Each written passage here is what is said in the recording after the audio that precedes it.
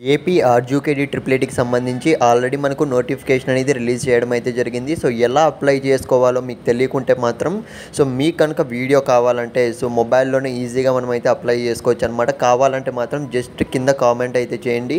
ఇకపోతే గైస్ మర్చిపోకండి, మీకు ఏపీ 10th క్లాస్ స్టూడెంట్స్కి ఎన్ని మార్క్స్ వచ్చాయి, ఏంటి మీ క్యాస్ట్ అన్న దానిపైన అయితే ప్లీజ్ ఖచ్చితంగా కింద కామెంట్ అయితే చేయండి. ఎందుకంటే నెక్స్ట్ వీడియో అయితే చేయబోతున్నాను. ఏ క్యాస్ట్ వాళ్ళకి ఎన్ని మార్కులు వస్తే మనకు సీట్ వస్తుంది, ఖచ్చితంగా వస్తుందా ఇన్ని మార్కులకి అన్న దానిపైన అయితే నేనైతే ఒక క్లారిటీ అయితే ఇస్తాను. ఇకపోతే ఆర్జీకేడీ ట్రిపుల్ ఐటీకి సంబంధించి ఈ వీడియోలో అయితే కొంచెం ఇన్ఫర్మేషన్ అయితే చెప్తాను, ఖచ్చితంగా మీకు యూజ్ అవుతుంది, గుర్తుపెట్టుకోండి.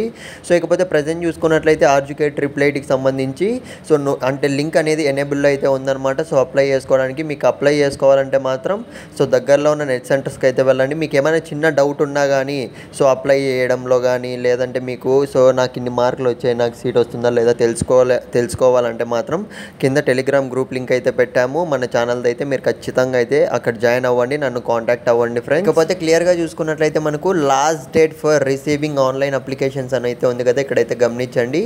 మే 20 అయితే మనకు మే 20వ తేదీ చూసుకున్నట్లయితే లాస్ట్ డేట్ అనమాట, గుర్తుపెట్టుకోండి గైస్.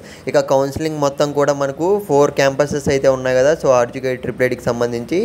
ఆ క్యాంపసెస్లోనే మనకు కౌన్సిలింగ్ మొత్తం కూడా జరుగుతుందన్నమాట. మీరైతే రెడీగా ఉండండి. ఇకపోతే ఎప్పుడు రిలీజ్ చేస్తారు మాకు లిస్ట్ అన్న విషయానికి వస్తే మనకు 5-6th month 2025 అయితే మనకు రిలీజ్ అయితే చేస్తారనమాట.